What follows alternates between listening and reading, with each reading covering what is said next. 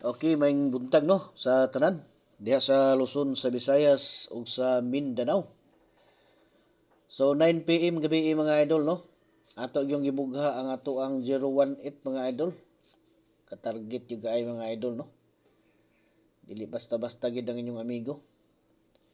Muna akong gingon lagi nga kadtong mosalig gyud na makasima-sima gyud diri sa tuang kuan no.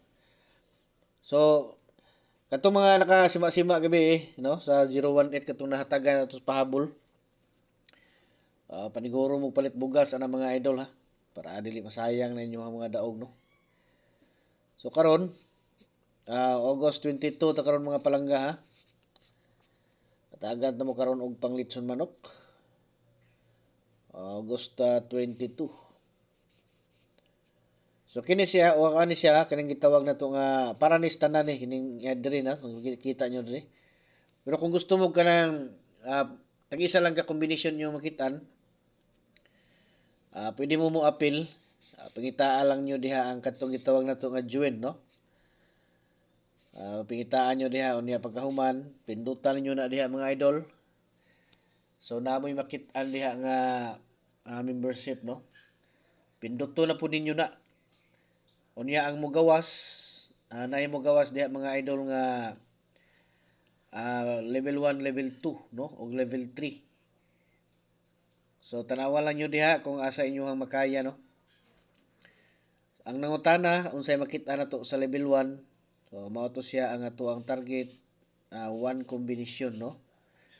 Unya sa level 2 natay ang makita nyo diha katong one combination before ug after sa draw mga palangga no natay pahabol diha no. So diha nyo na makit-an katong mga pahabol pareha gabi no natay pahabol nga 018 so diha nyo na makit-an mga idol no. Okay, so diha ta. Unya 3D. So ni siya STL 336 unya 402 117 no. Unya sa 3D na punta karon no. Basta ganahan mo ha magpa-vert decoding no. So diri lang ibutang lang nyo des ubos ang inyong mga bulan pizza unya tuig no. Aron nga pag tan-aw na to diha ma-analyze na tong tarong unya mahatagan mo nindot ninyo nga kombinasyon no. Okay. So 301 no, 301 unya 873. So mo ni siya to ang 3D karon para sa tanan no, individual. So ang katong target one combination na to dito nyo na makit-an sa community hub na to no.